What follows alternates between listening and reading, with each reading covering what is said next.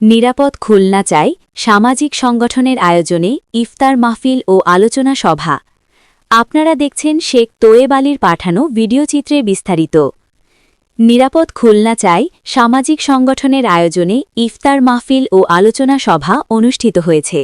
আজ ৫ই মার্চ বিকাল ৪টায় খুলনা গল্লামারি সেই স্বাদ হোটেল রেস্টুরেন্টের দ্বিতীয় তলায়। উক্ত ইফতার মাহফিলে প্রধান অতিথি হিসেবে উপস্থিত ছিলেন সংগঠনের উপদেষ্টা, খুলনা বিশ্ববিদ্যালয়ের অফিসার্স কল্যাণ পরিষদের সভাপতি ও খুলনা বিশ্ববিদ্যালয়ের ডেপুটি রেজিস্ট্রার মোহাম্মদ আব্দুর রহমান। বিশেষ অতিথি হিসেবে উপস্থিত ছিলেন সংগঠনের উপদেষ্টা, বিশিষ্ট নাগরিক নেতা, পরিবেশবিদ, খুলনা নাগরিক সমাজের সদস্য সচিব অ্যাডভোকেট মোহাম্মদ বাবুল হাওলাদার। উদ্বোধক হিসেবে উপস্থিত ছিলেন সংগঠনের উপদেষ্টা, খুলনা বিশ্ববিদ্যালয় অফিসার্স কল্যাণ পরিষদের সাধারণ সম্পাদক, উপ-রেজিস্ট্রার এস.এম. মোহাম্মদ আলীর।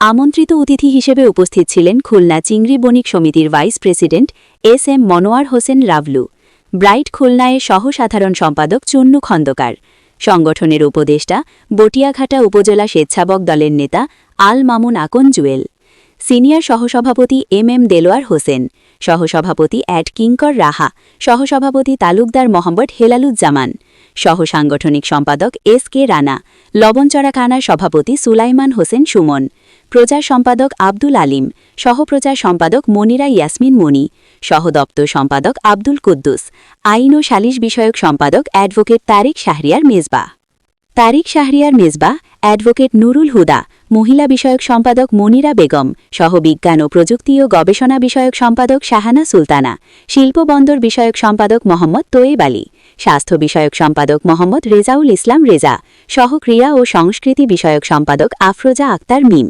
মহিলা বিষয়ক সম্পাদক মনিরা বেগম, সহ মহিলা বিষয়ক সম্পাদক প্রমি আক্তার লিজা, ধর্ম বিষয়ক সম্পাদক মশিউর রহমান, সুমাইয়া খাতুন, মুসলিমা খাতুন সহ আরও অনেকে।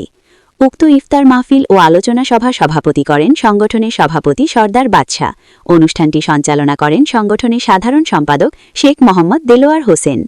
ইফতার মাহফিলে বক্তারা বলেন, খুলনা মহানগরী দিন দিন জনবহুল হয়ে উঠছে। নাগরিক নিরাপত্তা, মাদক ও কিশোর গ্যাং প্রতিরোধ, সড়ক শৃঙ্খলা, ড্রেনেজ ব্যবস্থার উন্নয়ন এবং জলাবদ্ধতা নিরসনে কার্যকর পদক্ষেপ এখন সময়ের দাবি। বক্তারা আরও বলেন, সকলের সহযোগিতায় আমরা একটি উন্নত ও সুশৃঙ্খল নগর গড়ে তুলতে চাই। নগরীর অবকাঠামোগত উন্নয়ন, পরিচ্ছন্নতা কার্যক্রম জোরদার, জনসচেতনতা বৃদ্ধি এবং আইন শৃঙ্খলা রক্ষায় সংশ্লিষ্ট সংস্থাগুলোর সঙ্গে সমন্বয় করে কাজ করা হবে।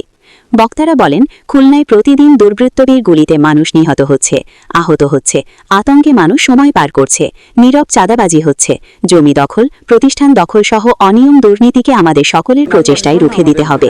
এখান থেকে বেরিয়ে এসে কিভাবে আইন শৃঙ্খলা স্বাভাবিক করে পূর্বের মতো খুলনা শান্তিনগরী করা যায় সেই বিষয়ে আমাদের সকলকে খেয়াল রাখতে হবে।